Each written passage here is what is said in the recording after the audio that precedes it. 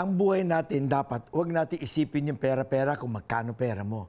Ang kailangan natin maalala, gaano karaming tao matutulungan natin.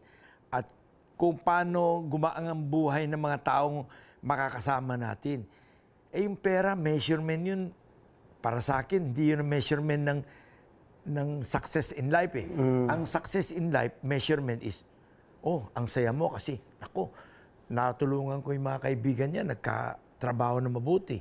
Oh, how many times can we eat in a day? 2 times? Nowadays, laging iniisip ko is, we eat to live.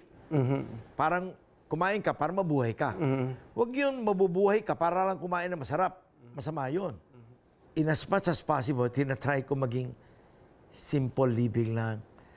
Eh kung may pagkakataon nga ako, pinakamasaya ko sa buhay, yung nagpapahinga ko, o makita ko yung mga anak ko, o makita ko yung mga apo ko, yun ang pinakamasaya ko sa buhay.